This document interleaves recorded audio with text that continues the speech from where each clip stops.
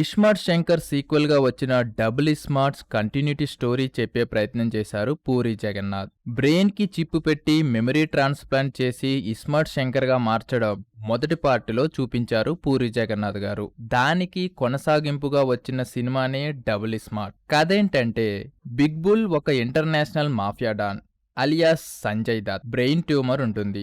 దానికి solution scientist ని కనుక్కోమని చెప్తాడు.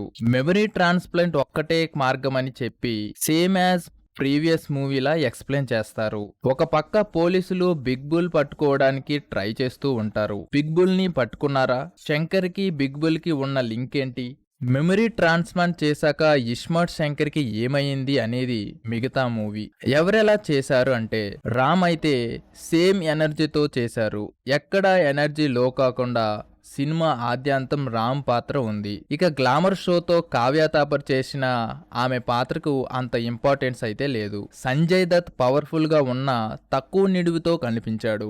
అమ్మ సెంటిమెంట్ తో స్టార్ట్ అయిన కొత్తదనం ఏం లేదు. టెక్నికల్ గా సినిమాటోగ్రఫీ మ్యూజిక్ పర్వాలేదు, అది కూడా మాస్ ప్రేక్షకులకు మాత్రమే. అలీ ఫన్ జనరేట్ చేసిన ఫలితం లేకపోయింది. ఎందుకంటే ఏమాత్రం సంబంధం లేని రాడ్ స్టోరీకి సంబంధం లేని కామెడీ యాడ్ చేశారు. ఫైనల్ గా చెప్పాలంటే ఇదొక కొత్తదనం లేని కథ. పోక్రీ లాంటి సినిమాలకి హిట్ ఇచ్చిన డైరెక్టర్ ఇలాంటి ఫ్లాప్ స్టోరీతో రావడం ప్రేక్షకులకు నిరాశే కలిగింది. మంచి కథలతో వస్తే బాగుంటుందని నా ఒపీనియన్. ఇది డబుల్ స్మార్ట్ కాదు, డబుల్ రాడ్స్ దింపారు పూరి. రివ్యూ గానీ నచ్చినట్లయితే సబ్స్క్రైబ్ చేసుకోండి.